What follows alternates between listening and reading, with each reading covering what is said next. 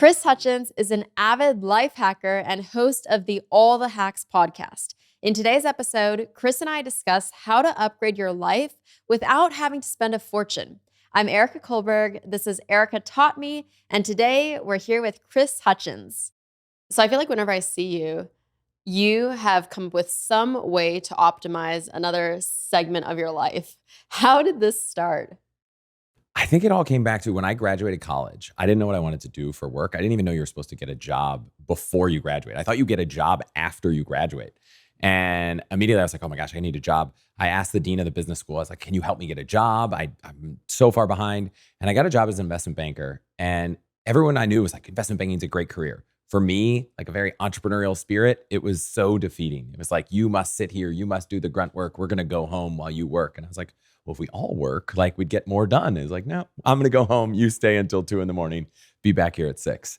And so I tried that job. I tried management consulting, which was a very similar vibe. And while I learned things and I loved the people I worked with, I just like, I'm not going to love this job for the next 30, 40 years. And I can't have the kind of career where I hate my job.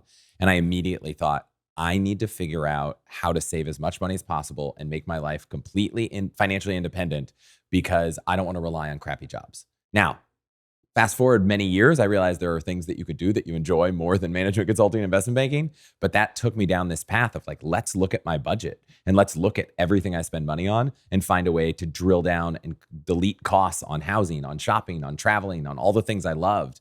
Because I think my whole thing was, I don't want to live a crappy life in like the woods in like a tiny shed and like make my rake out of sticks. Like I wanted to live the life I wanted to live. I just didn't want to have to spend all the money because I wanted to save it so I could get to be financially independent sooner so I didn't have to work a crappy job.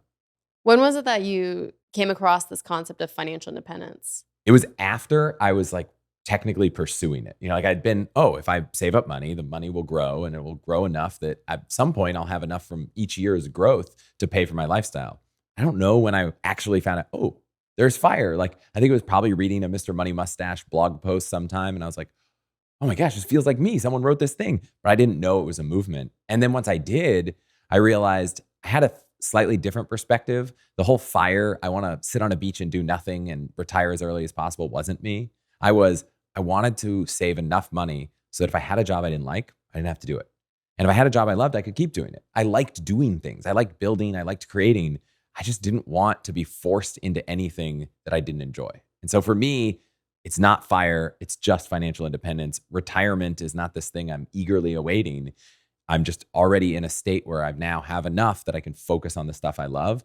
And I think the hidden truth of the FIRE movement is that when you're actually freed to focus only on things you care about, you usually have more creativity and you end up creating more interesting things that actually make more money than that job you had before. So I think if people were willing to test out financial independence, save up enough money to take 6, 12 months off, they might actually find that they can generate an income doing something they love way sooner and quit a job they hate a lot earlier in life. Quickly, for those who may not know, financial independence, retire early. Yeah, the FIRE movement is FIRE? financial independence, retire early. There's a ton of blogs and podcasts all about it. And it's exciting. The idea that you could stop working when you're 30 or 35 by aggressively saving is so cool. But what do you do? Like for me, I'm like, what do I just sit on the couch? If you want to spend your whole life traveling, well then, your life's probably going to cost a lot more. So for me, I love the idea of just having the freedom to do whatever you want. Call it financial freedom, call it financial independence, call it like FU money. Like there's a lot of names, but that's the thing that I'm more excited about than just not working. What about for people who say, well, you are in investment banking, you're making more than the average salary? Some people are out there saying, well, my salary only covers rent and food and basic expenses. How am I supposed to save more? What are some things that you did to save money that anyone can replicate? Yeah, so I think there's two pieces. So if you want to save more money, you either need to make more money or you need to spend less money. And there are careers that make more money than others. But a lot of the people I've met in those careers have a little bit more free time, right? I was leaving my job at like maybe 12, 1, 2 in the morning and going back in at 6, 7, 8 in the morning. So there was no room for a side hustle, right? There was no room to do anything, drive for Uber on the weekends, like do anything. But if you have a job that pays you a lot less, but it's a lot more flexible, right? If you're a teacher and you have the whole summer off, there are a lot of opportunities to go do all kinds of things. And I wouldn't consider myself the side hustle expert. I would hope that maybe there's another episode of this. You should interview someone who's deep on side hustles, but there are tons of ways to monetize your spare time. And I think that's an opportunity for someone whose day job doesn't make as much to generate more income. For me, the big thing was, where am I spending money and how can I cut back? So for housing, I was like, I need to spend less money living. Like, housing's expensive. And so we found a house that was 3 bedrooms, but we could rent one. And we ended up renting it out as a studio to subsidize the cost of the house. And actually that studio brought in enough income that almost paid for the entire place. And the coolest thing was, when we grew our family almost a decade later, we were able to take that room back and not have to move. Because anyone that's ever moved knows moving is a huge pain. So if you can get something and work up the use of the space over time, it's great. I interviewed a guy on my show where he bought a apartment that had 4 bedrooms. He slept on the couch, rented the 4 bedrooms out, and made a profit. And that profit was being used to pay down the house. And so after a handful of years, like, he owned more and more of this house, and he was making money. And so I love the whole house hacking movement, whether it's if you own a home, building an ADU in the backyard, or having roommates when you can afford it. I think that's one thing, but there are all these like little things. Like, I replaced all the lights in our house with LEDs, and it sounds silly, but I was watching the energy usage, and it cut the energy usage in the house when the lights were on almost in half, because we have these crazy halogen light bulbs. And like, if you don't have halogen light bulbs, maybe it's not a big deal, but for us, it was super expensive. Washing your clothes in cold water, like, that reduces, I think, the energy of a washer by like 90%, because it's not having to heat the washer. You're not having to run the hot water heater. Dial the hot water heater down a few degrees. These things are like fun for me, but they also, over time, maybe they add $10, maybe they add $50, maybe they add $100. But the goal is, every dollar you're not spending, you can save or you can use for something else in life. So How are you consuming all of this information about these little hacks? Like, I would never know to wash my clothes in cold water to save money. I think the way everything works is, I'm obsessed with learning about a thing. So I'm like, what are my costs? Okay, utilities. How do you save money on utilities? I'm like Googling all over, like, what is a way to save money on your electrical bill? What is a way to save money on your heating bill? Like, all of the things. And this content exists, but no one really puts it in one place. And so there's a million articles that are like, how to save money on utilities. And I did this interview for a random news channel, and they were like, what are your utility hacks? And I couldn't find a single source of like all 20. I found one place had 4, one place had 5. And so I just love going deep on an area. I wouldn't probably start with utilities. I imagine utilities aren't the biggest expense for most people listening to this. But for me, it was like, let's start with the big ones and slowly work our way down. So housing was a big one. So if I could cut my rent in almost zero, that was huge. Utilities is in the category, so I brought it up, but like, maybe it's not that big of a deal. But in California, PG&E, which is one of the biggest electric companies, has multiple rate plans. And they have the ability to go in and change your rate plan and see whether it would make your energy cheaper. And one of the rate plans is like, doesn't matter what time of day, it's all the same rate. Another one is during the day, when maybe you're not even home because you're at work, energy is really expensive. And then at night, it's really cheap, because so much of the energy usage is at, using air conditioning to cool down buildings. So the day is really expensive. So we just switched to this plan, and our energy bill went down like 20, 30%, because we were like, well, we're not even home during the day. Why are we going to use our electricity? And even today, my wife and I are like, we always set the dishwasher to run, and we do the delay so it runs in the middle of the night, so it's a little bit cheaper. And that might be like 30 cents a week or something. Like, it's not a significant, but it just feels good to know that you're just eking out every little extra dollar, because I know I can put that to good use. After the housing, what was your next biggest expense that you looked at cutting? My wife and I love to travel. I don't know where I got the travel itch in my life from, but I have pictures of like sitting on airplanes, flying as a kid. My parents really loved traveling, and my dad traveled a ton for business. And I think part of my hankering for the frequent flyer mile points and game, I think a part of my hankering for the miles and points game came from the fact that my dad traveled so much for work that he was like forced into that game. Maybe not to the level I play it, but he was flying enough that he had all these miles. So we went on trips, and I just loved going places that I'd never been, because I think one of the things I learned traveling is that in every part of the world, people do similar things and very differently. So the way people live in Africa, the way people live in India, the way people live in Southeast Asia, they're all different, but everyone's making it work. And so we often grow up with this idea that there's just one way to operate. And then you open your eyes and see that there's 50 ways to operate. And I'm like, well, maybe that other way's better. And so traveling was this eye-opening experience to see that there might be more optimal ways to do different things in my life. And just being able to see it was awesome. But it's super expensive. Like flying across an ocean costs a lot of money. And if you're living on a budget of $30,000 a year, that $1,000 plane ticket is like a huge percentage of your budget. So when it came to travel, I was like, what are all the ways to do this? And one way was playing the points game. I'll do a short version of it. So I found if you open up a credit card, you get a huge sign-up bonus and you can use those points and you can travel for free. So that was the game for getting points and traveling for free and optimizing where you spend your money. And, there are all kinds of fun hacks. Get a card that earns you a lot at the grocery store and then go buy your Best Buy gift card or your Home Depot gift card at the grocery store. So you get your 5X points or 4X points at the grocery store and then go shop at Home Depot with the gift cards because Home Depot, you're just going to get 1 point. So I was trying to find all these ways to rack up points because then you can travel for free, hotels, flights. So that was like a big piece of cutting the travel costs down.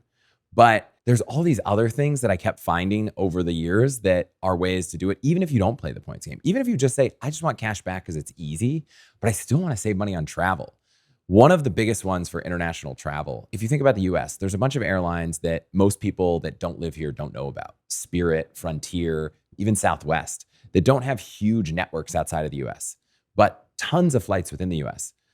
The same thing exists in almost every country. You know from living all over the world that there are local regional airlines that don't fly across the ocean, but have really affordable flights. So Scott Kai's, who has a site called Scott's Cheap Flights. I don't know. I can't even say that. I was like, it's like a tongue twister. I'll just skip him. So the trick I like is if you're flying somewhere that's not a major city. So if you're flying to Paris, you're flying to London, this isn't a good trick. But if you're flying to an island in Greece or like a small city in France, instead of looking for, I want to go from Denver to Santorini, just look to get to Athens. Just look to get to Milan. Look to get to Paris. And then buy that last leg separate. Because when you go to a website to search for airfare and you search Denver to Santorini, you're only going to get flights on airlines that fly to Santorini. There's probably 10 airlines that fly to Santorini that don't fly to the United States. And so that one airline, which might be like Lufthansa or something, like is the only one you get, and it's going to be way more expensive. So if you're flying to an island in Thailand, just get to Bangkok. Like don't, or even just get to Singapore. Don't try to necessarily get to the exact destination. And I think you could probably save 30, 40, 50% on flights internationally if you do that. I'm guessing you've done this before. Yes, I did it for my Thailand trip, actually. There we go. Like it is such a valuable way to save on international flights. Another one, if you're the kind of person who likes to rent Airbnbs, we're at Airbnb right now, but especially overseas or in vacation destinations, you can go online, look at Airbnb, and you see the picture, right? Whenever you're looking at Airbnb or VRBO, there's like one picture that's like the iconic picture. It's usually the one they picked as the primary picture. So you take that picture and you go save it to your computer and you go to Google image search and you upload the picture and you search for that picture on the web. And Google will find other websites that have the same picture. And it turns out that in a lot of countries, there are sites like Airbnb that aren't Airbnb. And there are sometimes they charge less fees. So you can find a villa in Mexico on Airbnb, but then find it on another website that's maybe a local site, maybe it's just a different site, and find it 10% less, 20% less, even 30% less. Sometimes you might find a site set up by the owner of the villa and they're not having to pay a commission to any other website and you can get it for way cheaper. I did this recently for a trip to Mexico. I found this villa that I loved on Airbnb, but then I found the picture, found their Instagram and messaged them on Instagram and said, hey, I know that if we book this on Airbnb, they're going to charge you, I think it's like total 30% fees. Can we just pay you directly and save that 30% so get a 30% discount? And they agreed to it. Yeah. So that's like an easy way to save 30%. And when you're staying in a villa for like 10 days or whatever it was, that's a massive amount of savings. Yeah. And if you can put it on a credit card and you get your like purchase protection where if something goes wrong, much better. One time I took the risk and did it it was like a wire transfer and it ended up working out, but I was super nervous when we showed up that there would be no villa. Well, the best thing you can do actually is have them create a custom order for you on Airbnb so that you still have the purchase protection on Airbnb. So basically, like you'll have them create, if the villa is $200 a night, have them charge you $50 a night on Airbnb for the booking and Ooh, then pay the remainder off platform. there's another hack. I'm I'm gonna adding get this banned hack by to Airbnb for saying this, but yeah, so that's what I did. I split it. I had the Airbnb protections and I had the off payment protections. I love it. I'm going to add this to my travel hacking repertoire. I mean, we mentioned credit cards. There's a bunch of credit card things. When you book a flight on a credit card, you get a lot of you get trip delay, bag. I want to ask you about baggage because you're way more the expert there. You get like rental car coverage, and we can talk about rental cars. So definitely go to the guide to benefits for whatever card you have and look at what you're covered. But I know like it's not just the credit cards that cover you. If you have problems with your bags, the airlines can cover you, right? Yeah, it's always, if you use the right travel credit card, you actually have double protection because a lot of these protections come with the airlines and a lot of them come with the credit cards. So, for example, let's say your bag gets delayed. You fly United Airlines, your bag doesn't arrive on time, and now you're stuck at a new city without a bag. And so, United Airlines is responsible for up to $3,800 for that delayed bag. And what that means practically is that the first time I discovered this was actually, it happened to me. I landed in San Francisco and my bag was delayed. I had an interview the next day. So I had no clothing for the interview. So I figured out that they're actually going to have to reimburse me for any purchases I make that are reasonable expenses. So I go to Nordstrom, I buy a t-shirt or I buy an outfit for my interview, I buy shoes. And by the way, I would never normally shop at Nordstrom, it's too expensive. But I buy all of these things. It ends up being about $500. And you go to the United website, you submit a claim, and maybe after like 4 to 6 weeks, they refund you the money. So they send you a check for that money. And that was so easy. That was my first discovery. That's amazing. And Nordstrom has like the best return policy ever, which, yes, expensive, but even if United probably said we're not going to refund you, you probably could have returned it to Nordstrom after the fact. Yeah, they have a really good return policy. And then you have that double protection too, because if you purchase it on credit card, most likely the credit card has travel delay insurance or baggage delay insurance. So if for some reason United did not reimburse me, I had that second layer where I could go to the credit card and say, hey, I need reimbursement for this money. That's so good. And then if you're back, don't you also get points even if it's late, but just a couple hours late? Oh, yeah. You're There are like- a few airlines. So Delta Airlines does this and Alaska, where if your bag is just 20 minutes late, you're going to get 2,500 points that you can then accumulate and use for free flights. And it's the 20 minutes, the timer starts from when the aircraft door opens. And usually it takes like 15 minutes to walk to the baggage claim. So if it takes more than 5 minutes from that point to get your bag, you can just go up to the desk and get those points. And they're very nice about it. Yeah. And I think Alaska now is automated. Like they scan the bag and you don't even have to do anything. Oh, really? When I get on the plane, it's like, I don't like to check bags, but we have 2 kids. We're checking bags. As soon as we land, I'm like, I start the timer. The second the door opens, I start the timer. And look, I'm not one that wants to just sit around and wait. But if I get to the baggage carousel and it's been 10 minutes, I'd rather have my bag. But if it's like 19 minutes, I'm like, all right, don't get anything. Can I distract someone? Can I just get like 1 more minute so I get some points? And but I've checked some, my wife's checked some. So, now that I think about this, we're about to go on a trip. I'm going to check like 1 bag per person so that we all get 2,500 points. That's so funny. Yeah, no, when I posted this video about the Delta Airlines 20-minute rule, I had people message me saying that this happens to them every single time. So they've accumulated enough points for a free flight just from setting a little timer on their phones. Yeah, I mean, Delta is really good as an airline about offering really low priced flights for short travel. So I've gone from like San Francisco to Salt Lake City for like 6,000 points. So if you figure 3 delayed bags, 2,500 points, that's already a free flight. Yeah. Now, it's not going to get you across the ocean. It's not going to get you in business class, but like you could get a free flight for bags getting delayed 2 or 3 times. Yeah, it's something. Yeah. I mean, my favorite hacks are the ones where you get something that you didn't expect and didn't pay for. So my favorite hack, I think more listeners to my show have gotten something awesome because of this hack than any other hack. And it's not necessarily saving you money, but they've earned thousands or hundreds of thousands of dollars because of it, collectively, not individually. Yeah. So book a hotel like you normally would, but book it with the hotel. So if you're booking a Hyatt, book it at Hyatt's website. Booking a Marriott, go to the Marriott website. And then after you book the hotel, email the hotel. And if you can't find a good email for the hotel, call up the front desk and say, hey, I'm just looking for an email address for someone at the reception or manager or some person.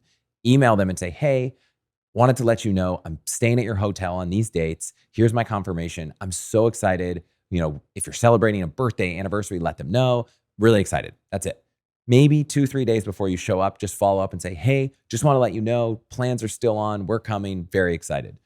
I have seen listeners to my show get everything from just a bottle of champagne, a fruit basket, coupons for free drinks at the bar, all the way to the most ridiculous. They were celebrating, I think, their anniversary, and the hotel embroidered their initials on their pillows. Now, really cool. To me, I'd rather have champagne than embroidered pillows, but it's something. And so I've seen big upgrades like ocean view from just like booking the garden view.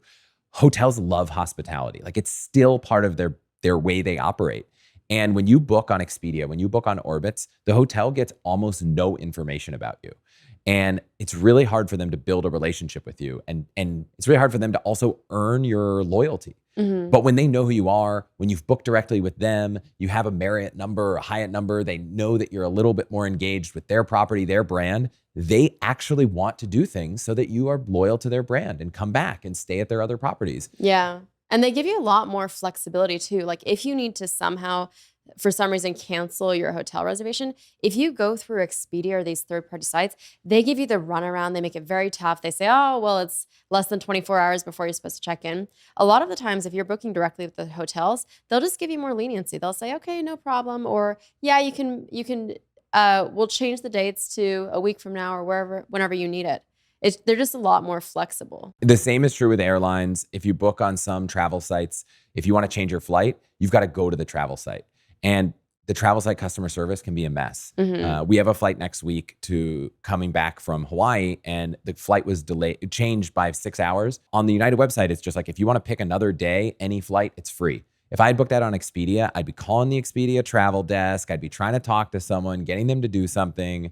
Oh, I would never, ever, ever book any flights on a third-party website.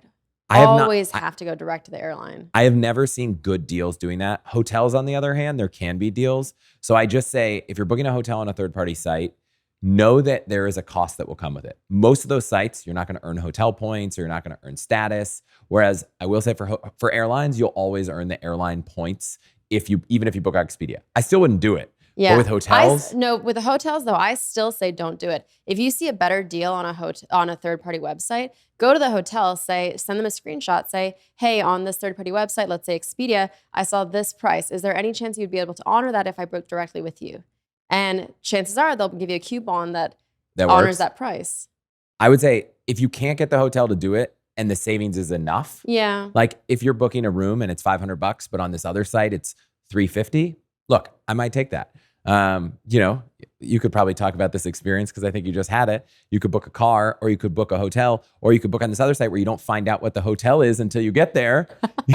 Like you could save a lot of money doing those things. If you don't care about which hotel it is, that's fine. But, if you care about which hotel it is, I would not do that because sometimes you might be trying to avoid a hotel, as I think you were, and you got stuck at the same hotel. Yes, it was last year when I was in LA. There was a conference at the Sheraton LAX hotel. And after that, like 3 or 4 days at these airport hotels, you're so sick of it. So I was really excited to move to a new hotel. And Hotwire has this thing called Hot Rates, where they don't show you which hotel you get, but it comes at like a 40-50% discount. So I was like, okay, I'm going to do it. I'm so excited to get out of this hotel. And I click buy, and they put like these confetti things to reveal which hotel, and it says Sheraton LAX. And I'm like, come on, this is the last thing I want to do is be stuck at this airport hotel for another 5 days. If you Google Hotwire, like find out the hotel, there are sites that detail out like the way that you can figure it out because sometimes they're like, it's based a little bit on like, what is the TripAdvisor ratings? There's like 3 or 4 ways that you can triangulate what hotel it is beforehand. Well, the problem is, so I did. First of all, there's a plugin that you can do this with now, apparently. But the way I used to do it, the old school way, is they'll show you 3 or 4 images of the hotel. And sometimes it's silly. Sometimes you look on the TV in the background and it'll say Intercontinental. So I'm like, okay, that's the Intercontinental. But what you do is the pictures that they show on the browser are going to be different from the pictures that they show on the mobile version. So you download both the app and go on your browser, and then figure out which picture is in common with the different hotels. And then you can pinpoint which hotel that they're going to put you in. Except this time. No, so I did it correctly. I knew exactly which hotel I was going to go into at like the $80 rate. But then very last minute, I was like, let me be a little baller. Let me pick the $89 hotel that I didn't do the research on. So I did the baller move, and that's how I ended up at the You got to read Sheraton the fine again. print, and you got to do the research. And not make impulse decisions. What else in travel? The only other one around car rentals, you can save a ton of money on car rentals through programs like AAA and Costco. I know a lot of people have a Costco membership for the sole purpose of like buying stuff at Costco, but their membership also gets you great car rental discounts. On rental cars, Costco gives you a free extra driver on top of the fact that their rates are like usually 20% off rack rates. And then AAA gets you a free extra driver, but it also gets you waiving the underage driver fee, which if you're under 25 is like a huge cost, and it's per day. I think they also give you a free car seat if you're traveling with kids. So I like making sure that those rates exist. I am not compensated by this, but I love this site AutoSlash, where you just type in where you're going and they will go find you the best car rental rates, but they'll also look at the Costco rates. They'll look at all the rates of like, I'm a United member, like nothing special, just free to sign up. And then they'll come back and they'll say, we found you the best rate, but you have to be a United member. Okay, great. Sign up for United Mileage Plus account and go book that rate. And then they'll just monitor the car rental. And if it gets cheaper 6 weeks later before you leave, they'll just email you and say, hey, the rates went down. And car rentals usually can cancel for no fee. Sometimes you'll see that prepay to save money and you'll be like, oh, I don't know. But most car rentals, you can just cancel up until you don't even have to cancel. You could just not show up because you're not have to prepay anything. So they'll just say, hey, we found a better rate. Great, rebook it. So that's great. If you do have to prepay, sometimes you look and you're like, oh, it saves me $20. Sometimes I found we're looking next week and it's going to save $150. But the prepay rate, if you read the terms, I read the fine print, you'll see it's like, it's not really prepay, get nothing back. It's prepay, and if you don't go or you have to cancel, you have to give back $50. So if you're going to save $150, like it might actually be better to prepay. And if you don't need it, yes, you gave up 50, but for the upside of saving 150 versus losing it all. So if you ever see that prepay, read the fine print. Some of them are prepay, but if you cancel more than 2 days out, you get all your money back. So it's not fully all your money's gone when you prepay for car rentals. What else have you done for travel? My only other big travel thing that I'll share, and obviously I'm obsessed with this. About a third of the episodes I do on my show are all travel points, miles, everything. So I could make this whole thing about that, but I don't want to. But if you're searching for flights, Google Flights is like the only tool you should be using. Not only can you just say, I want to go from A to B, which every site will do, but you can say, I want to go from any of 3 airports. So if you're in LA, you could say, I want to go from LAX or Burbank or Santa Ana. Like if you're in San Francisco, you can go from Oakland or San Francisco. You can go in and not put a date. You could just say, show me, I want to go from San Francisco to this time. And you can look at the calendar and scroll through dates and find when it's cheapest to go somewhere. You can not put a destination. You could say, I want to go for a week to somewhere and drag the map around the world and say, how much is it going to cost to go here? And you can also use all their filters on the map. So you can say, I only want one stop, or I don't want to fly on this airline. And it'll update this global map of anywhere you can go. So I love going on I love going on Google Flights and saying, here's a week we have off. Here, I don't want to take more than one plane change and I want to spend under $1,000. Is there anywhere cool I can go? And I think it's like the best search. Like we said, you don't have to book on Google Flights. You find your flight on Delta, United, whatever, go book on the airline website. But their search engine for flights is better than anything else. It's so good. The only tricky thing now with airlines is what a lot of the low-cost carriers are doing is they have very low flight tickets or very low flight prices, but then the baggage fees are so wild. And I feel like it's gotten worse over the last several years. Like I was flying from Orlando to Vegas, And I looked at Spirit and Frontier, and one of them, it had a much lower flight price. And I was like, okay, maybe I'll go with that. But then I looked at the baggage prices, and I think it was Frontier. Wild. It's crazy. So crazy. And baggages across the board, I feel like they used to be 50 pounds, but now they're all 40 pounds. And to go from 40 to 50 pounds, it's an extra $50. Yeah, and I think Frontier or Spirit, one of the two, charges you for your carry-on. Yeah, they do. So I do know that Google Flights, if you add bags, it'll update the prices and show you the with bag fee. So anytime you're using Google Flights, if you're going to carry on or check, put that in there, because that Frontier flight that's like, oh, it's only $29 goes to like $99 when you add on a carry-on and a checked bag. Oh, So Google smart. Flights will add that in there. I think the number one travel hack is just avoid Spirit Airlines at all costs. I know it's cheap. I know it saves you money, but man, the customer service is so bad. We flew to Colombia, the country once, and Spirit Airlines, while we were there, stopped flying to Colombia. So when we went to check into our flight, they were like, to go home, we were at the airport and they're like, sorry, we're not going to fly this route anymore. And we were like, what do you mean? And they were just like, we need time to figure it out. They were handing out hotel vouchers and that was it. Like they weren't like, we know how we're going to get you home. They were just like, come back tomorrow. And so we ended up, the group of us, we just ended up buying tickets. It was super expensive. And I tried to get Spirit to refund us. I think we got money back for the flight, but we certainly didn't get back enough to buy regular price tickets day of. And for that, I will never fly Spirit Airlines again. Oh, But I'm sure you can save a lot of money. And if you're okay, if your flight gets canceled and you're stranded, then, by all means, go for it. I flew them a few weeks ago. They weren't so bad. I think if everything goes right, it's not so bad. I've never had an experience with them where things went wrong. So maybe I'll have a different opinion then. Yeah. I mean, at the end of the day, I think you pick any airline on earth, ask enough people, and someone will tell you why that airline is the worst airline in the world. That's true. Because if you have a bad experience, which you can have on any airline, you're going to be frustrated. So I wouldn't, just because you had one bad experience on United doesn't mean every United flight's going to be bad. Yeah. I've just heard a lot more of the Spirit stories than other places. I know. I will say though, I've been kind of surprised because whenever I post a flight related TikTok or whenever I post a flight related hack on Instagram, I get tons of DMs from people who are doing it and saying, I had success. And guess which airline I see the most success stories from? People emailing this airline and saying, hey, my flight was delayed by an hour or two, even if it's weather related, and the airline giving them money. I'm going to guess Alaska. No, I feel like Alaska might be good, but there's just not enough. I mean, I want to say Southwest, but it's Southwest. Okay. So I flew to LA. We're in LA right now. Yeah. I flew here and the Wi-Fi, I paid the $8. And on the plane, the Wi-Fi just stopped working for 20 minutes.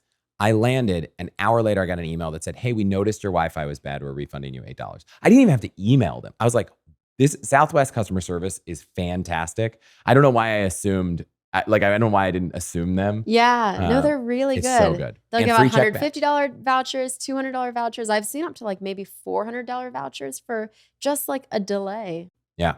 And free check bags. Mm-hmm. The only thing that's so frustrating about Southwest is they don't show up on any search engine. So it's like when you're searching for flights, if you want to go from SFO to LAX, it's like, what is it on Google Flights? Okay, what's the cheapest? Now I'm going to go to Southwest website and search because you just can't search anywhere else.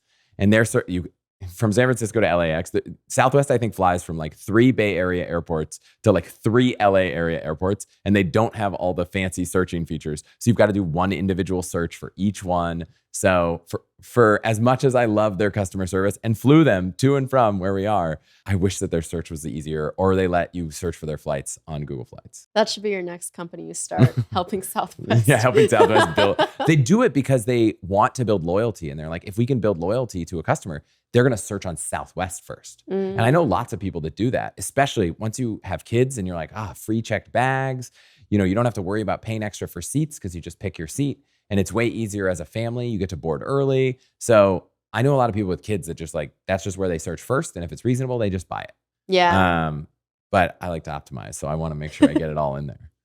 I know you were telling me once that you and your wife traveled for, I think, 7 months on $30 a day. How did you pull that off? Yeah. So we both were working jobs that we didn't like. And we said, we should take a trip. Like I was doing some freelance work and I was like, this isn't for me. I'm going to go try to find a job. But before I do, maybe we take a trip. She hated her job and she was like, I'm going to quit this job and find a new one. So we put this big map and we we're like, where should we go? And we started putting pins on the wall and we we're like, God, that's a lot of pins. Like the average person can take maybe 1 or 2 weeks off a year, outside of maybe time they're dedicating to spend with their family. And we were like, there's like 20, 30 countries we want to go to. This is going to take us decades. And we were doing some research and all of a sudden we just found some blog of some person that was like, oh, I just quit my job and I traveled around the world. And we were like, that's a thing? Like people could do this? And within like 2 weeks, we were like listing our furnished apartment on Craigslist to try to find someone to rent it, which it turns out you can usually rent your furnished apartment for more than an unfurnished apartment. So we actually made a profit renting our apartment out. And we packed up 2 backpacks, like carry-on backpacks, and we bought a one-way ticket to South Africa. And we were like, let's go. And the coolest thing about long-term travel is that it's really cheap to take buses and trains, and it's really expensive to fly. So if you're willing to go slow, you can save so much money. And we were also at a point in time of our life where we were willing to do the hostel thing and couch surfing. And so I would say 50% of the nights were all in couch surfing. So we had no accommodation costs and we were just eating local food. And we just trekked our way around the world for 7 months. And it was so inexpensive. I think total, each of us spent $7,000 in 7 months. Wow. Which I think if I wanted to go on one trip and buy the flight to South Africa, like you're going to spend almost half of that in a week-long trip. Because when you have a week, you want everything to go as planned. You're like, I want a nice hotel so I can get refreshed because I only have 7 days and I want to land at this time and I want to plan all these activities. But when you're going on a slow trip, it's like, well, it's kind of okay if I get there and something doesn't work out because I have so much time. So that was like the most eye-opening experience for us, was being able to, we took a 52-hour train ride once through the middle of Tanzania and Zambia. We met all these interesting people and the train broke down, and then we just hung out in a village for 4 hours. And when the train breaks down, they just say, get off, do whatever you want. And then they just like blow the horn of the train, and that means we're leaving in 5 minutes. So we were just in this village, like meeting people, and then we're like, oh, we got to run back to the train because I don't know, we're probably like, a 5-day drive from wherever we were going. But it was an amazing experience. I would say if you have the opportunity to take a slow-paced travel trip where you don't need flights to cross everywhere and you can take a bus, you can take a train, you can meet locals, I would say try to prioritize that sometime in your life. Right now, we have 2 young kids. I would not try to prioritize it now. Maybe before, maybe when the kids are older. We met people that did it with their kids. So it's not a non-starter to do as a family, but it's just so amazing. And you get to see countries in a different way because you're not trying to bang out all of these things, right? Like you can just go on the free walking tour. Every city has a free walking tour. If you Google online, there's a free walking tour in every city, and the tour guides are so good because it turns out when you're a tour guide that's only doing it because it's you make tips, but like you don't make a ton, you're doing it because you love it. Tour guides who love their job are so good. Yeah. So go have a drink with the tour guide after. Like these people are there because they like meeting tourists and like showing their city around. So that's another travel hack together, is just go on the free walking tour as soon as you get to the city. Those are so fun.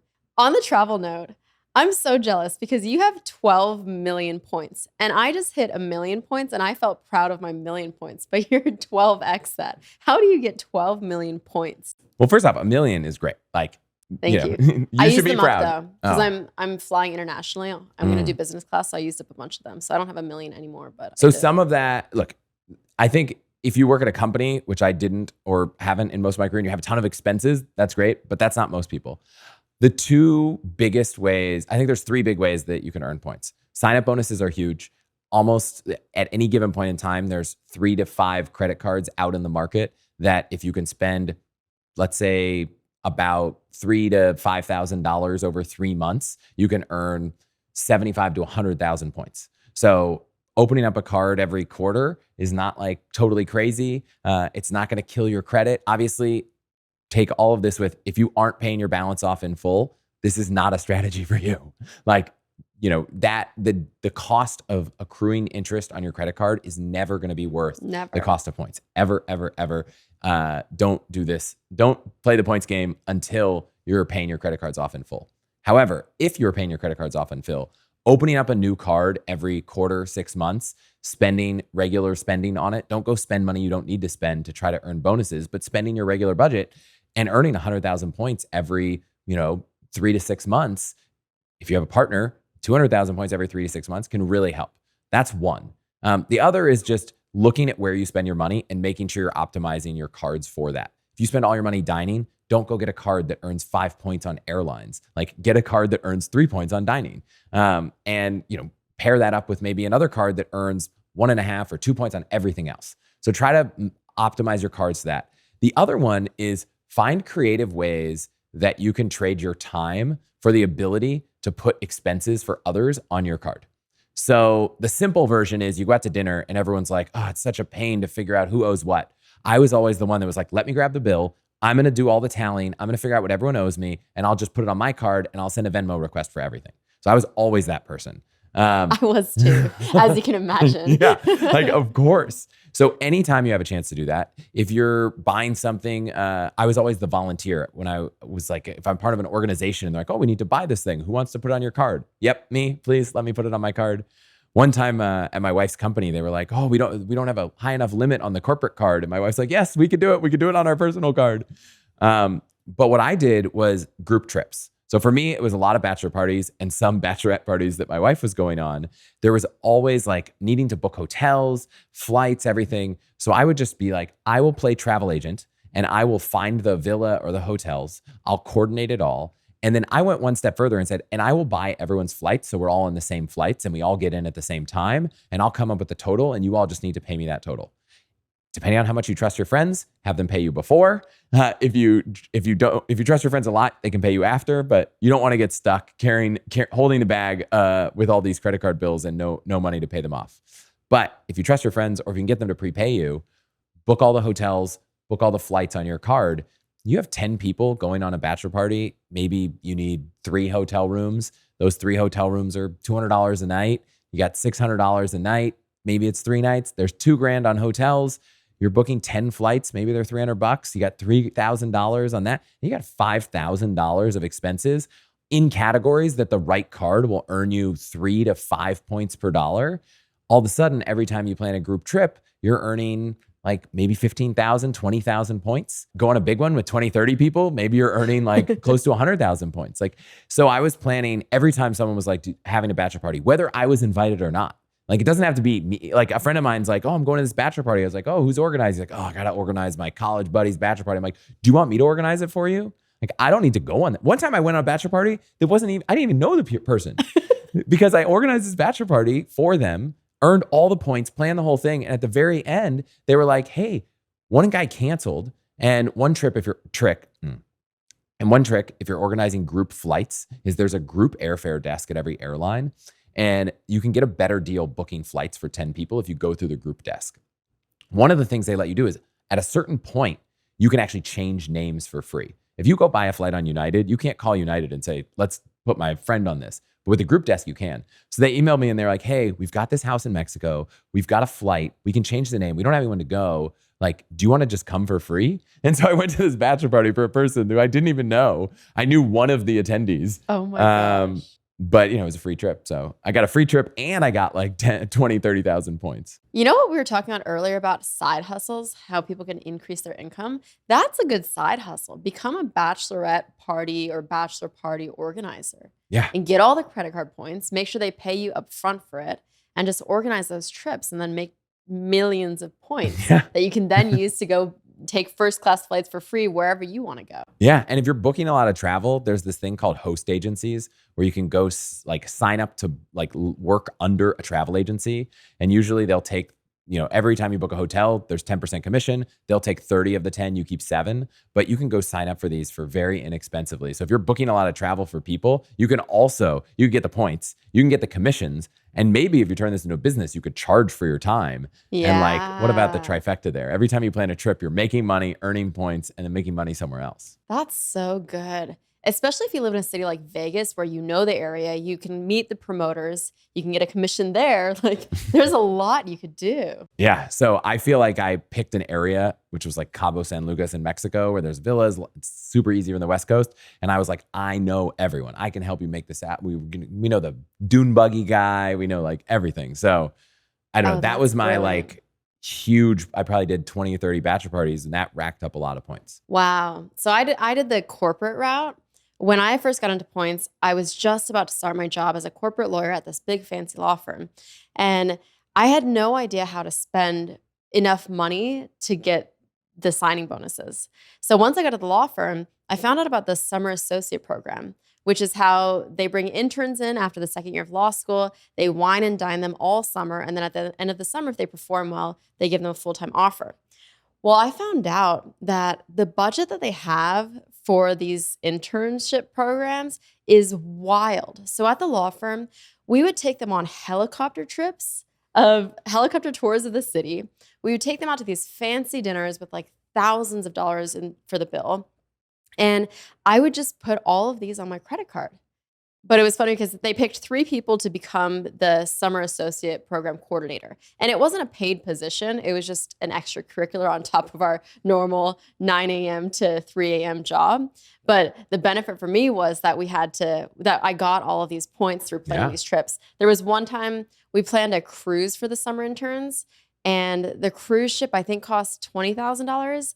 And then there was an option to add on a sushi chef who would come on with a tuna and carve the tuna for you. And that was maybe an additional $3,000. So I was like, yep, check that box. So I got so many points. But of the 3 summer associate program coordinators, there was one other one who was really into points as well. Oh, so you had to balance it? Oh yeah, we had to balance who would get which activity. So that's why I always came up with ideas for the more expensive activities.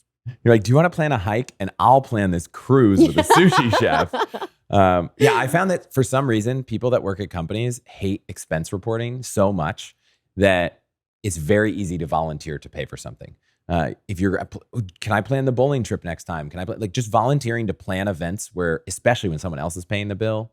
Yeah. Amazing. And then you just have to trust the company to pay you back to reimburse you before your credit card bill is due. Because I had these $20,000, $30,000 credit card bills, and I didn't even have that much to my name. So.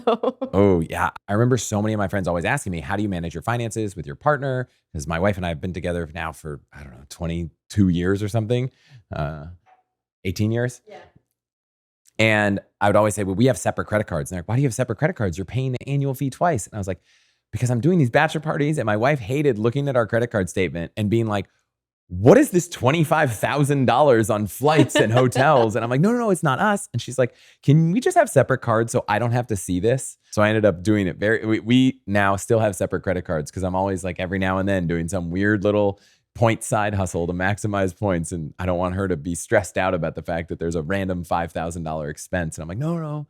It's not a real expense. Even with 12 million points, you're still finding these ways. I mean, it's become a thing, right? We've talked about points, just getting deals, buying, shopping online, that's still, I even if it's $1 savings, I want to find the things that can save money because it's kind of a game for me, but I know it all adds up at the end. So as much as I love saving money on travel, I also love saving money on everything from deals to groceries to everything. So that's what are your favorite tips for that? So there's one that I'm I don't like this one, but I'll share it because I think it's so cool. They did this study that found grocery stores, you might not know this, are very, very specifically laid out. Everything there is engineered for you to spend more money. And so I interviewed this woman who wrote this book about 275 money hacks. And the grocery store one was when you get to the grocery store, take your cart and go all the way to the other side and walk the grocery store backwards because on average, they found people saved 3% on their grocery bill because the way the signage works, the way they're trying to entice you to buy things, you'll avoid some of that. So if you just want to save 2-3% on your grocery, just walk backwards in the grocery store. Oh, interesting. So my dad growing up was working at a grocery store as a manager of a grocery store. And another one I learned is that they put things for kids at kid eye level and then things for adults at adult eye level so that your kids see whatever Fruity Loops is that a word? Fruity Loops? Fruit Loops. Fruit Loops. They see the Fruit Loops and the kids want that. So then they put it in the basket and then the adults see what they want and they put it in the basket.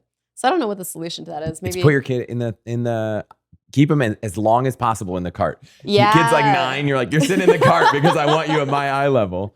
It's funny at Google, Google was trying to help employees be healthy. And so they didn't want people to eat all these unhealthy snacks. And but if you got rid of a snack, people would go revolt. You can't get rid of the peanut M&Ms. So they did was they just took the peanut M&Ms and they put them not in glass containers. They put covers around them so that you couldn't see the peanut M&Ms. So they were there, but you couldn't see them. And the consumption of peanut M&Ms at Google went down drastically. And this is a tactic for you at home too. If you have a thing that's unhealthy that you just kind of like having around, like cover it up, put it somewhere, put it in a drawer, and you're just much less likely to have it. And if you still struggle with cravings, which I do, don't have it in the house. Well, I'm really good at don't have it in the house. My wife has so much self-control that she's like, I'm not going to not have it in the house because you don't have self-control. So my new rule is if I see something and I want it, I say I can have it in 5 minutes. And it gives me the peace of mind and the satisfaction that I can have it. But in that 5 minutes, I get distracted. I go do something else. So my wife will bake cookies and I'm like, okay, I can have one cookie, but the second cookie, I have to wait 5 minutes. By the time I'm like working on something else, I went down to the basement. Like I'm not in the kitchen looking at the cookie. So my trick is give yourself 5 minutes to have something that you know isn't good for you. And you'll probably, some of the times you're going to come back. Sometimes I come back 5 minutes later. I'm like, it's 5 minutes. I'm eating that cookie. But sometimes I just like give up. That's crazy discipline. If I bake a batch of cookies, I will eat every single one. I do not have discipline when it comes to sweets. I have none. But this 5 minute thing has helped me because if I say don't have 2 cookies, no, I want 2 cookies. But if I say I can have 1 cookie every 5 minutes, then I'm like, my brain is like, okay, I can eat all 12 cookies because all I want to do is eat all the 12 cookies.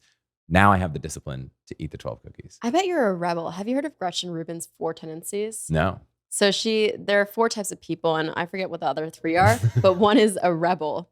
And I feel like you have rebel tendencies. Like if I tell myself not to do something, if I say don't eat those 2 cookies, I will go eat the 2 cookies. Like I rebel against myself and I rebel against authority. Every teacher I know was like, oh, I like that you're resourceful, but you are so frustrating. Managers, teachers, all my colleagues are like, you know, I love working with you, but man, I wouldn't want to be your manager. I was the kid, I remember in geometry. So I went into geometry class in high school and I opened up the book and I was like, geometry for me just came so easy. And I was like, took the book, took the syllabus, and I just started the whole class, ignoring the teacher, doing all the homework for the whole semester, trimester, whatever it was. And then like by day 4, I had done all the homework for the whole class. And I went to the front and I was like, here's all the homework for the whole class. Can I please not come to your class? And like, why would I need to come if I could? You can grade it. And if I did wrong, I'll stay. And the teacher was like, okay, I'll look. And he's like, oh, you did all the homework right, but you still have to come. And I was like, I would sit in the back of the room and I'd be like, this is so dumb. Like, why are the rules this way? And I'm just wired to not want, like, I just want to find a different way around. I want to be efficient. So in law school, the way it works in law school is your final exam is 100% of your grade. So there's no such thing as participation points. There's no homework. It's just you have one final exam. It's usually 3 to 5 hours. That's 100% of your grade. And so I was taking this class called Corporations, and the teacher spoke really slowly. And I just don't have the patience for that. So I realized that all of these classes were recorded. So what I did is I didn't attend class. By the way, if you're listening and you're a student, I don't advocate, I don't promote this, but so I didn't attend for the whole semester. I was working on side hustles in different companies that I was building. And the last 2 weeks before the final exam, I got all the recordings. I listened on 2x speed, absorbed all of that information, and then took the final exam and got an A. I mean, you're not telling people not to attend. You're just saying augment the way you attend. Yeah. If you can attend, you attended all the classes at 2x speed because your teacher was slow. Yes, 2 weeks before the final exam. Well, you know, you got all the information. I have a good short-term memory for test taking. Like I'm very good at absorbing large amounts of information and retaining them just long enough until I write them down on the test, and then it just dumps out.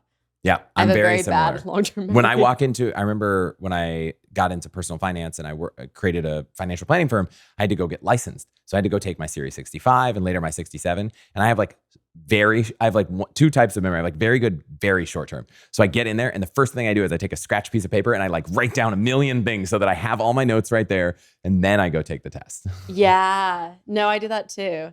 It's just a brain dump at the beginning of, yeah, I do. I did that too, especially my first year of law school.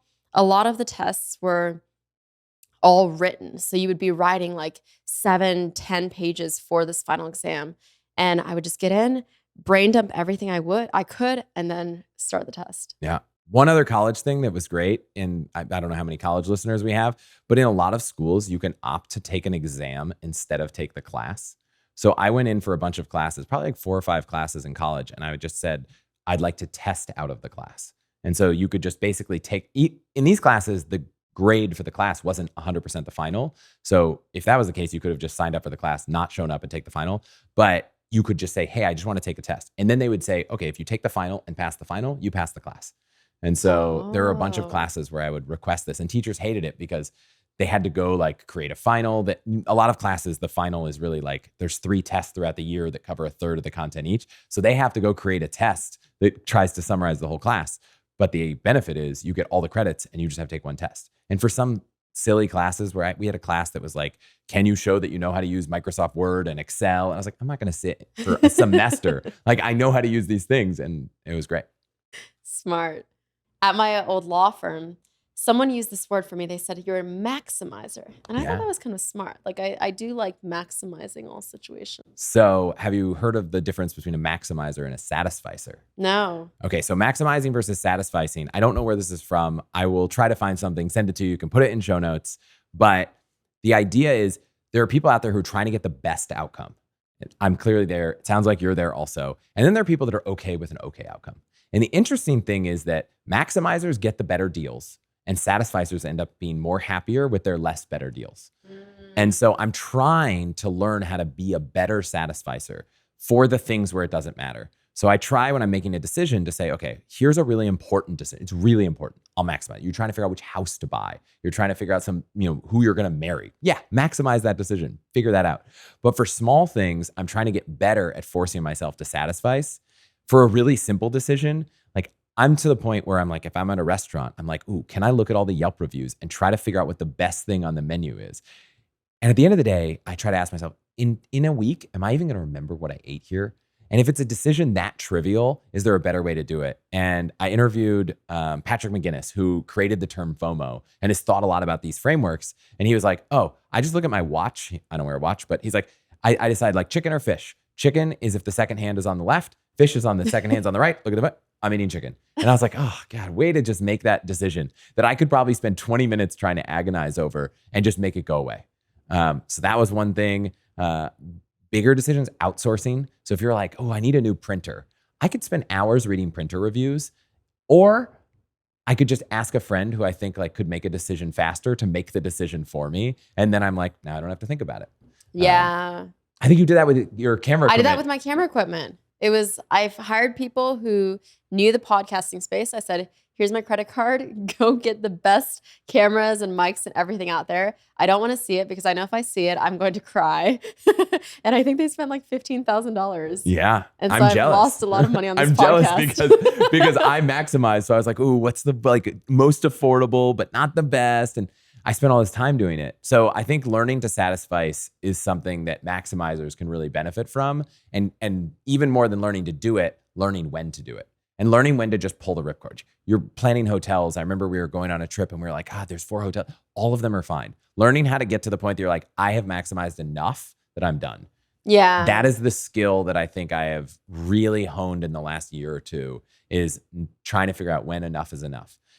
The problem is I still get enjoyment from it. So like, I'll give you some examples when shopping. So I love saving money shopping. I'm not like a big shopper. I don't buy fancy clothes. But if I'm buying something online, like even if we did a renovation, I had to buy a toilet. Like I had to buy a toilet from Home Depot. You could just go to Home Depot and buy the toilet. I wanted a nice Toto toilet with little Japanese toilet seat all built in. It was probably like $900. But I didn't want to pay $900. So I was like, what are all the ways you could do this? Okay, well, in my mind, every time I buy online, I'm like, there's a stack of ways to save. It's like promo codes is probably no brainer. A lot of people have like the Honey extension, checks for promo codes. Great, easy. I also go into Cashback Monitor, which is like a site that shows you which portals, like Rakuten or Top Cashback, or even like Chase has a portal to shop online. Who's going to give you the most cash back when you buy something at Home Depot? This, in fact, was Lowe's, but same concept. So I'm like, okay, so now I've got my 2% cash back going through the portal. I looked for promo codes. There weren't any. It's like, okay, what else? Okay, I found a coupon. So Lowe's has coupons, but I don't know where you get them or how you get them. But there are people that sell coupons online. People that figure out like where the coupons are. So I bought a 15% off Lowe's coupon for $2.99. And if you can't find them, just Googling them, I go to Search Tempest, Yeah. which is a site that searches Craigslist across the country. And I go to Search Tempest and I look for like Best Buy coupon or Lowe's coupon. And you find people that are just like, oh, I've got this coupon. I'm going to list it on Craigslist. Oh, that's so But you can use it funny. online, so it doesn't matter. And then go a step further, and there are people who sell Lowe's gift cards at not 100% of the value. Yes. So you can get the Lowe's gift card. Exactly. Did you do that? Well, I had to decide. So Lowe's gift cards weren't at as much of a good deal as I thought. So I went, and you can buy Lowe's gift cards on Amazon to the exact dollar amount you want. And you can put them on it. I have an Amazon card that gets 5% cash back. So I was like, I'm getting 5% cash back from the Amazon card. If the discount was better, like there's these, I think gift card granny is like there's all these sites. If it was 10% off a discounted gift card, would have gone there for sure. And you could buy, let's say you need $900, go buy a $500 gift card at 10% off, go buy the other $400 on Amazon. Or if you don't have an Amazon card, but you have a card that earns 4 points on groceries, go buy the Lowe's gift card at the grocery store. So it's like I'm earning points on the purchase, right? Like the remaining dollars, I'm still getting those points. Plus, I'm getting the gift card. So I earn the discounted rate or the extra points buying the gift card. I'm getting the coupon. I'm getting the cashback portal. Like I'm stacking it all. And I think we saved like $120 on a $900 toilet, which is like a huge percentage deal. And if you, is it the Toto with all the features? So look, if you want to get all the features on a Toto toilet, it's like $6,000. Oh, like okay. Walk up to the toilet, it opens. Walk away, it closes. This was like entry level Toto toilet. Okay. But you know, it has. We'll know we've made it when we get the $6,000 toilet, because in Japan, a lot of the apartments, that's all standard. I know. So when I was living in Japan, that was my toilet. I didn't know it was $6,000, but it just came with the apartment. You walk into a department store bathroom in Japan, there's $6,000. Even the airports. Yeah. Airports have the $6,000 toilets. So when I walk up to my toilet and it opens for me, I will feel like I am set. But you'll still have you'll have gone through the process of finding all the coupons for it and everything. Yeah, I won't pay full price. That will never happen. But if you can't find coupon codes, my favorite thing is going to the live chat and asking for coupons. So I've gone to sites and I'm like, hey, I couldn't find a coupon anywhere. I wanted floor mats. Couldn't find floor mats anywhere. Couldn't find coupons for the floor mats anywhere. So then I just asked them, I'm like, hey, I'm trying to save a little bit extra. These are a little bit more expensive than I want. And the person's like, click this link, cart refresh, 15% off. So even when you can't find a coupon code, you can just ask. And that live chat for me on any shopping site, I'm never not clicking it. I'm always asking, what's a bet? Can you give me a better deal? Something. 50% of the time they say no, but 50% of the time they say yes. Yeah. And one time someone said, I was trying to buy a gift for my wife and there was no, they were like, we don't have any coupons. They're like, but we have a referral program if you can find a friend to refer you. So I go to Twitter and I just search like the name of the product and referral. And I found a random person who I don't know. You're welcome. If you're out there, random person, I got you some referral bonuses. And then I use their referral code to get a discount. I saw a funny TikTok where a lot of these companies, they'll have influencers promote for them and they'll give the influencers coupons to give to their audience. And it's very predictable. It's like, pick the most common names, Emma 10 or Emma 15, and just try those. And a lot of times they work. Oh, here, you'll love this one. So back in the day, Uber had this promo code where if you put in, they had a promo. It was like, I think it was Spring 20. And you got 20% off your first ride with Spring 20. To this day, my Uber promo code is Fall 20 because they launched Spring 20 and all these people saw it. They knew it was there. And then when spring passed, I think they might have gone to Summer 20. I can't remember. But basically, when fall came, random people were trying to find promo codes. And they went to those websites where they list promo codes. And they listed like Spring 20. And they would try it and it wouldn't work. So they would try Fall 20. And then my promo code would get used. And so you should have gone to those sites and listed Fall 20. I should have listed Fall 20. That would have been the extra hack. That Do you know at the time, how much you made? It wasn't as much as I wanted, which was like I wanted to ride, Uber for free for the rest of my life. But I know multiple people redeemed my promo code. And I didn't even have to do anything. So now knowing that you go do this, if someone's like, what promo code do you want? Don't go make some obscure thing. Go put like Peter 10 or Peter 15 or John 7, You know what's funny though, is after I went viral on TikTok, now I'm so much more cautious about what I do because I'm so afraid, like if I ask a customer service agent, hey, is there any chance you have a coupon? They're going to be like, this is Erica from TikTok. And then they're going to make a video of it being like, this is Erica being a cheapo. And they're going to post it. but it's on brand, right? It's like your brand is like, I'm trying to find these deals. I'm trying to find these hacks. I'm trying to tell people. So of course I like approach it with the opposite. I'm like, if I'm not asking you for a deal, like I'm not true to myself, my listeners are going to be disappointed. My watchers are going to be disappointed. So, I just get shy now. I'll have you do it for me. Yeah. I'll just be like, you go in there. Yeah. Or, you got a husband and be like, hey, can you go search for these deals? But his name is very similar. Other fun money things. This is a weird one. It's like kind of maybe more for people with kids, but I love it. Almost every museum and zoo, when you buy tickets to the museum or the zoo, they're just regular dollars, nothing special. But when you buy a membership, it's tax deductible. And we found that the cost of a membership, if you factor in the fact that it's a donation and you get a tax break, it was cheaper for us when my in-laws were in town to go to the Academy of Sciences in San Francisco, the Oakland Zoo. It was cheaper to buy a membership for the whole year, factoring in the tax deduction, than it was to buy 4 tickets. So obviously then you're also supporting this local thing, like it's great. It's triple win on everything, but, donations, tickets are not tax deductible, but donations are. So if there's a thing you go to a lot, whether it's an art museum or a zoo or a science museum, you can usually get tax deduction for buying a membership. That's one. I just want to make sure before we go, I want to rattle off a few great ones. Libraryextension.com is amazing. You install this browser extension and you tell it where you live and what your local libraries are. And then when you're browsing Amazon, anytime you see a book, it'll just pop up. Here's all the places you can get the ebook for free from your local library. Do you use Libby? So Libby is like a third of what Library Extension is. Oh. So Libby is one of those sources. So you sign into Libby with your local library, right? And then you get access to all these free ebooks. But for the San Francisco Public Library, there's whatever Libby ties into. There's like Access 360. The San Francisco Public Library has 3 different ebook providers that any book you want might be on. Libby's one of them, but there are 2 others. And Library Extension has all of them. So anytime I'm like, do I want to go get an ebook? Amazon, boom, is it available? Great. Or if you live in a place where there's like 2 or 3 branches, you can go and get a membership to those 3 different libraries, and then you can add all of them to Library Extension. So I love that. Unclaimed money, dual benefit here.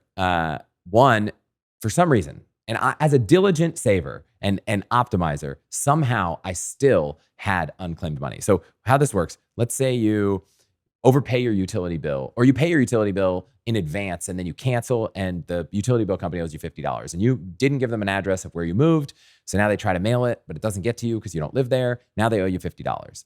Well, there's this registrar online for every state of where all the unclaimed money is. And you can go in and claim all the money that people owe you. And sometimes I just did this the other day and my wife got a check for $1. I got a check for $10. Maybe it wasn't worth it. But people have saved hundreds of dollars, thousands of dollars. A lot of times, if you have a medical thing, you might have to pay for a medical bill and then your insurance ends up covering it and like you never get the money back. This will go and say, hey, there's actually this outstanding thing that you're owed. I had like a $50 credit on Delta that somehow ended up here. And I was like, so I think you should just go search. Or if you're going to your parents or your friends' houses for dinner, go search them. What better welcome gift? Forget the bottle of wine. Walk in and say, hey, did you know I found that you're owed $150? That's brilliant. Another thing that when it comes to shopping is using your credit card, not because you want points. Of course you do. That's why I use my card everywhere. But because credit cards come with such great purchase protection. If you buy something, if it gets broken, you drop your iPhone within the first 3 months, they're usually going to reimburse you the cost. Not like $100 deductible, fully reimbursed. Buy an SD card. One time I put it in the washing machine and I was like, look, it might still work, but I don't trust it. Replaced. I use this anytime I buy something and it breaks in the first 90, 120 days, depending on your card. And it saved me so much money. They also extend your warranty. If you have a warranty on something for a year, they'll usually extend it for another year. If it gets stolen, they'll replace that. Yeah. So you need to be, like I said earlier, go read your guide to benefits. It's shocking how you sometimes have these benefits. You're like, oh my gosh. And one time I broke my iPhone and replaced the screen. And then 6 months later, it broke. I had to pay for that one. Wasn't within the 90 days, but I replaced the screen. I promise I don't break my iPhone that much, but it's happened 3 times in my whole life. And it happened in a very short window of time. But after I broke it and paid for it, it broke again in the next 90 days. And because I had paid to buy the screen, they reimbursed me to replace the broken screen. So wow. I just think anytime something happens within the first 3 months of you buying it, whether it's lost, stolen, definitely take advantage of it. You can do it all online. It's not, yes, sometimes they're like, send us the receipt and send us, but if it's an expensive thing, like shorts, I bought a pair of running shorts and they had like those liners in them and they disintegrated. They replaced those. I don't know. Don't you have a bunch of hacks for how if you buy athletic clothes, you get them like completely reimbursed? So many. I mean, the easiest one is Nike. They have a 2-year warranty on most things. So if it gets damaged or teared within the first 2 years, you can go replace it. Even if it's been worn and you've Even if it's been worn, even if it's past the return policy. Yeah. There's another one I was looking through. I do, as a hobby, read through my credit card benefits. But obviously now that I'm creating content online, I also read through them to figure out what I can make videos about. There was one that I saw where a lot of people get their packages stolen. And sometimes Amazon doesn't want to take responsibility. FedEx doesn't want to take responsibility. Well, in that case, the credit card may take responsibility. Oh. So they'll actually, if you get a package stolen, go talk to your credit card and they may reimburse you for that purchase. Yeah. They'll probably be like, have you talked to Amazon first? Yeah. They'll ask you who you've talked to first, for sure. So I think that's another big one. I mean, look, we could go for hours here. I could go through like health stuff, life stuff, but we're not going to make people listen to a 5-hour podcast. We should have like a Shark Tank where they judge our hacks, like whose hacks are better. Yeah. Where do you get all of yours? I'm usually just reading the terms. I'll figure out what companies people care about, people in my audience care about, go through, read their 20, 30-page terms and figure out which ones could make good videos. It's so funny that we both have like a similar thing that we're obsessed with. It's like getting deals and optimizing. And my version of it is like going out and looking for all the information and talking to people and playing and testing. And you're like, I'm going to go read the fine print, which is very I go to on-brand. stores too. Like I'll go to Sephora, I'll go to Costco and just talk to the employees. A lot of times now they'll say, oh, are you Erica from TikTok? And I'll say, yeah. So I'm thinking about making a hack about for Costco. Is there anything you can share with me? And they're so happy to share with me these inside tips. Is there a Costco trick? Yes. It's going to be in a video though. Oh. What are you most excited about next? Gosh, I feel like in the last year, I've grown all the hacks, the podcast, newsletter, everything to be something that's really like become a full-time thing. Like I'm a creator. It's like kind of a weird thing for me going through so many different arcs of my career. And I'm excited to have more time to just dig into all of this. I want to find more deals like you. I maybe not from the fine print, but whatever angles I have, I want to help people try to be happy and be fulfilled, get better deals, travel more luxuriously, like do all those things, but keep being able to spend less and save more while they do it. I love that. We have this closing tradition. The podcast is called Erica Taught Me, but really today is all about Chris Taught Me. So what do you want people to walk away from this podcast being able to say, Chris taught me this? I think so often people think that trying to optimize is about sacrificing. You're like, I need to save some money. So that means I can't do the things I used to do. And the lesson I want people to take away is that there is a way to do it where you approach, let's find a different way to do this, right? You travel, you see how people are doing things in different ways. Bring that to your own life and say, how could I cut costs or cut my budget, but still live the same fulfilling, exciting journey that I've been on for my whole life?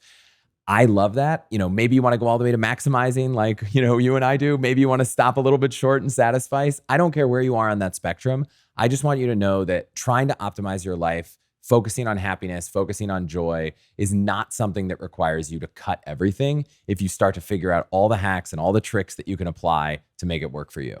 Love it. Thank you so much. Thanks for having me. If you enjoyed today's episode, Chris has a podcast called All the Hacks that I'll put the link to in the show notes.